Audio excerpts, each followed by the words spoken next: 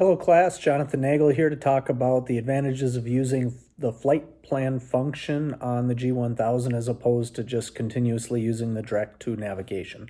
There's several different reasons why we would choose to use direct to over the flight plan. Maybe we're in our little local area and we're just looking for quick guidance to somewhere that's close. We know that there's no terrain that would interfere. But as we move along in our flying careers, the majority of our flying winds up being over a longer distance with multiple different types of terrain in between, and direct to may not be the best option to use. One thing to remember is if you are on an active flight plan, you can always choose the direct to function through your flight plan to skip over certain waypoints that are loaded in, whether it's personal choice on VFR, maybe your IFR and ATC has cleared you direct to a spot that's a little further down on your flight plan. You can always do that and do direct to, and your flight plan is still there. You can always revert back to the flight plan. It doesn't erase it, it just jumps a couple of spots. So that's kind of a nice deal with the flight plan. Like I said, if you're flying IFR and you've loaded in your entire flight plan as you've been directed by ATC through your clearance, you know exactly all of your spots loaded in prior to your wheels ever even leaving the ground, which is awesome. It really takes the workload off, and the G1000 will just step through your flight plan as you reach each waypoint. Multiple other reasons why you may choose to use it. Creating a flight plan to maybe avoid a certain airspace. You're just out cutting through maybe part of the Bravo in your local area, like for me here in Minneapolis, St. Paul International. Sometimes it's just easier to bypass it. A lot of times it only adds an extra minute or two. ATC in certain areas have habits of diverting you way out of the way. I've made several flights now from Minneapolis all the way down to the south, whether it's Mississippi, Alabama, that area. And I have noticed certain areas such as St. Louis or Memphis, particularly Memphis during their busy hours with FedEx. If you're transitioning through their airspace, I've been diverted way off track when talking to them, and moved all the way outside of the Bravo just to make space for either approach or departure lanes that they have that they're currently using. So it's certainly handy to be able to do that and bypass certain airspace. Another thing that it can be used for here in the upper Midwest, not so much, but maybe if we're flying in a mountainous area, we could also set up a flight plan to maneuver through terrain. Say we're out in the mountains and we know that there's certain valleys or passes that give us an acceptable altitude for the aircraft that we're flying. We would definitely have to use the flight plan feature and create those waypoints through the pass as opposed to a direct to that may route us over some higher mountainous areas.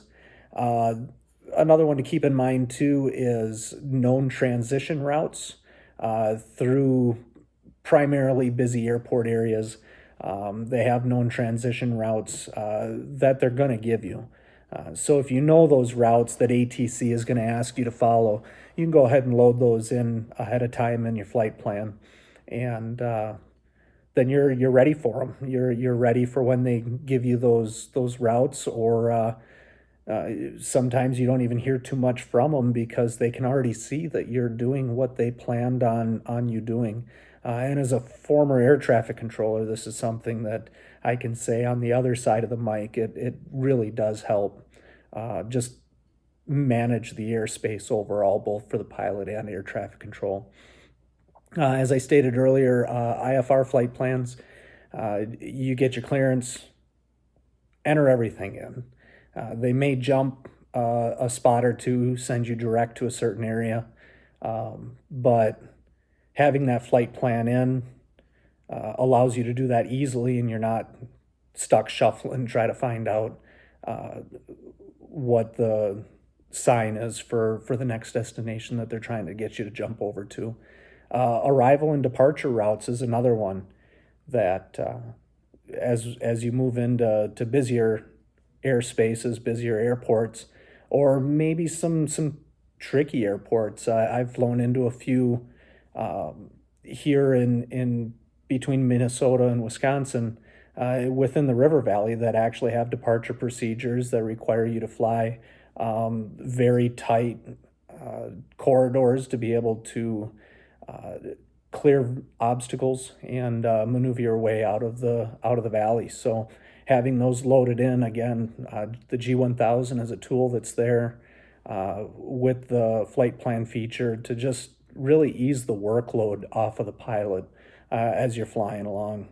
Another thing that I don't think gets used maybe as much as it should with the G1000 is within the flight plan, you can use the wide view soft key, and you can see detailed information of each leg as you go along. So, yeah, say you're on a 3-hour flight with somebody, got a couple passengers, and an hour into it, you hear that word from the back, I need to use a restroom. And it happens. It's happened to me flying several times on longer flights where, you know, you say, hey, we're in it for the long haul. We're going 3.5 hours, and hour and a half into it, someone says, I got to get back down on the ground. If some of those waypoints are airports, it's very easy to say, okay, hit the soft key, and it'll tell you 2 legs out is another airport, and it's this far away, and based on your airspeed, this is your estimated time of arrival. Just another cool tool to have in your bag. And you know, I'm a big advocate of filling out flight plans and having them set. If you have common routes, the ability to be able to save 99 of them within the G1000 is pretty awesome. I've put a number of them into my flight school's aircraft routes that I've found for cross countries during training, and I've had instructors ask me about them, and I'm starting to see more students now taking some of those same routes to the airports that I've gone to. That you know, I was the first one that took those planes to those places. So sometimes the inadvertent, oh, look at that, and let's go check it out.